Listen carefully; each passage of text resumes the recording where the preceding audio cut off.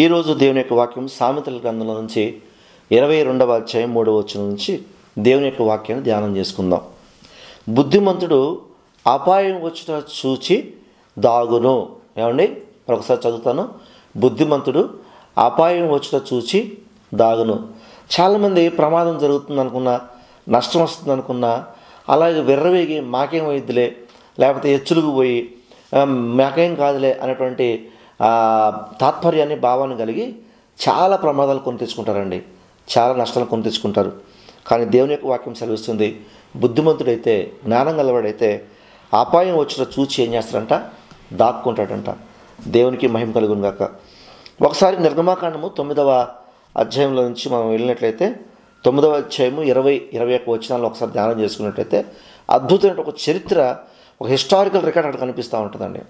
ఆ historical record ఏంటయ్యా అని చూసినట్లయితే, ఫరో సేవకులలో యెహోవా మాటకు భయపడిన వాడు తన సేవకులను, తన పశువులను ఇండ్లలోనికి త్వరగా రప్పించెను. ఇక్కడ చూస్తే అసలు అద్భుతంగా దేవుడు మాట్లాడుతూ ఉంటాడండి. ఆ రోజు కాబట్టి పశువులు పొలంలో ఉన్నటువంటి వాటిని అన్నిటి కూడా రప్పించి ఆ రోజు అంటే ఒక బాధకరమైన వడగడలను కురిపిస్తాను అని మోషే ద్వారా దేవుడు చెప్పినప్పుడు మోషే దాన్ని ఫరో దగ్గర ప్రకటన చేస్తే చాలామంది అండి దేవుని ఫరో సేవకులలో యెహోవా మాటకు భయపడిన వారంట ఆ వడగండ్లో పడతాయేమో అని చెప్పేసి భయపడి తన సేవకులను, తన పశువులను ఇండ్లలోనికి త్వరగా రప్పించారంట, భయపడిన వారు. అయితే 21 వచనం రాయబడుతుంది 9వ అధ్యాయం నిర్గమాకాండంలో.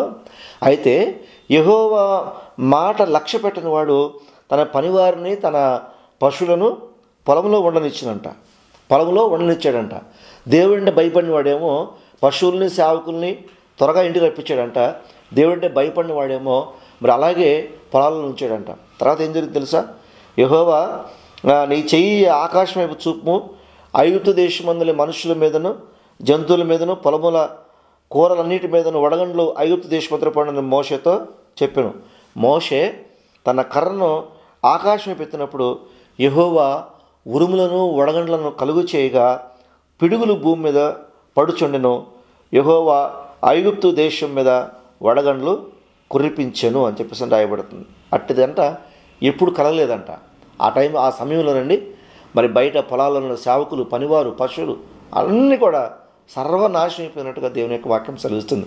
కానీ దేవుని యొక్క మాటకి ఎవరైతే భయపడి త్వరగా రప్పించారో వాళ్ళు మాత్రం రక్షించబడ్డారు అని చెప్పేసి దేవుని యొక్క వాక్యం రాయబడుతుంది పిల్లలు. అలాగే సామెతల గ్రంథము 29వ అధ్యాయం 1వ వచనంలో వాక్యం ఏముందంటే, ఎన్నిసార్లు గద్దించినను లోబడిన వాడు మరి తిరుగు లేకుండా హఠాత్తుగా నాశనం మగును అని వాక్యం సెలవుస్తుంది. ఎన్నిసార్లు గద్దించినా కూడా లోబడిన వాడు మరి తిరుగు లేకుండా హఠాత్తుగా నాశనం మగును అని చెప్పేసి దేవుని యొక్క వాక్యం సెలవుస్తుంది.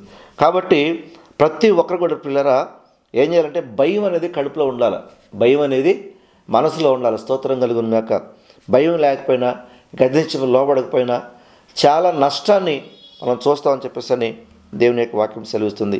సామెతల గ్రంథం 14వ అధ్యాయం 16వ వచనం ఒకసారి చూసుకున్నట్లయితే, జ్ఞానం గలవాడు భయపడి కీడు నుండి తొలగును, బుద్ధిహీనుడు విర్రవీగి నిర్భయంగా తిరుగును. చూడండి ఎంత చక్కగా మనం చేసే పనులే వాక్యంలో రాయబడతా ఉన్నాయి.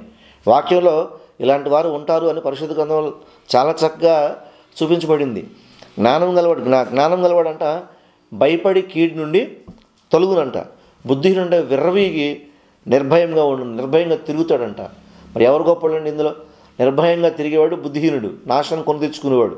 భయపడి తప్పించుకునేవాడు జ్ఞానం గలవాడంట. కాబట్టి ఉదయకాల సమయంలో వాక్యం వింటున్న ప్రియ సహోదరుడా, సహోదరి, జ్ఞానం కలిగి భయం అనేది ప్రతి మనిషికి భయం అనేది ఉండాలి. ఆ భయం ఉన్నప్పుడే మనిషి రక్షించబడతాడు, తప్పించబడతాడు. అలాగే సామెతల గ్రంథము 27వ అధ్యాయం మరి 2వ వచనం చూసుకున్నట్లయితే పిల్లరా, బుద్ధిమంతుడు అపాయం వచ్చుట చూచి దాగును, జ్ఞానం లేనివాడు యోచింపగా ఆపదలో పడును అని చెప్పేసి దేవుని యొక్క వాక్యం సెలవిస్తుంది. స్తోత్రం కలుగునాక. ఏమండి, బుద్ధిమంతుడు అంట ఎక్కడ ఉంటాడంట? అపాయం వచ్చిన చూచి దాక్కుంటాడంట. అదే మరి ఆ జ్ఞానం లేనివాడంట, జ్ఞానం ఏం చేస్తాడంటండి? యోచింపగా ఆపదలు పడిపోతాడంట. స్తోత్రం కలిగినాక. చాలా భయపడాలండి. భయం లేకపోతే బ్రతకడం చాలా కష్టం. నోవాహు కాలంలో దేవుడు చెప్పాడు, నోవాహా ఈ జలప్రళయం తీసుకొస్తాను, సమస్త సృష్టిని నాశనం చేయబోతున్నాను నేను, కాబట్టి నీ కొరకు ఒక ఓడను సిద్ధం చేసుకోమని చెప్తే ఆ మాటను నమ్మి భయపడి దేవుని మాటకు లోబడి నోవాహు ఓడను సిద్ధం చేసుకున్నాడు. పిల్లలు, ఆ రోజుల్లో వర్షం అనేది నోవాహు తెలియదు. ఆకాశం నుంచి వర్షం వస్తే నీళ్లు కుమ్మరించబడితే భూమి పర్వతాలతో సహా మునిగిపోతుందని ఎవరికీ తెలియదండి. కానీ దేవుని మాటకి నోవాహు లోబడ్డాడు, నోవాహు బ్రతికాడు, నోవాహు కుటుంబం బ్రతికింది. కాబట్టి ఈరోజు వాక్యం వింటున్న నా ప్రియ సహోదర సహోదరి, అపాయం వచ్చిన చూసి బుద్ధిమంతులు దాగుతారంట. నీకు బుద్ధి ఉండి, జ్ఞానం ఉండి, భయం ఉంటే అపాయం వచ్చిన చూసి నువ్వు ఖచ్చితంగా దాక్కుని దాంట్లో తప్పించుకోవాలి. లేకపోతే విర్రవీగితే దాని ద్వారా నాశనం తెచ్చుకుంటావు.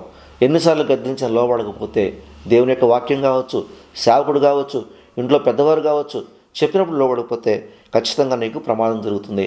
ఆ ప్రమాదం నుంచి ఎవరు తప్పించలేరు. ఉదయకాల సమయంలో దేవుడు అపాయం నుంచి తప్పించుకునే బుద్ధిని దేవుడు నీకు దయచేయను గాక. ఆమేన్. కళ్ళు మూసుకుంటే ప్రార్థన చేసుకుందాం. పరిశుద్ధుడ, ప్రేమగల తండ్రి, కృపగల దేవా, నీకు స్తోత్రాలు, వందనాలు చెల్లిస్తున్నాం ప్రభువా. నాయన ఉదయకాల సమయంలో బుద్ధిమంతుడు అపాయం వచ్చిన చూచి దాగును అని చెప్పేసి వాక్యం సెలవిస్తుంది. ఈ వాక్యం విన్న ప్రతి ఒక్కరూ అపాయం నుంచి, ప్రమాదం నుంచి తప్పించబడి, కీడు నుంచి తొలగి, భయం కలిగి, బుద్ధి కలిగి నడుచుకోవడానికి సహాయం దయచేయండి. నీ కాపుదల, నీ భద్రత ప్రతి ఒక్కరికి దయచేయండి అయ్యా. కృపతో నింపి బలపరచుమని యేసు నామములో ప్రార్థించి వేడుకుంటున్నాం తండ్రి. ఆమేన్.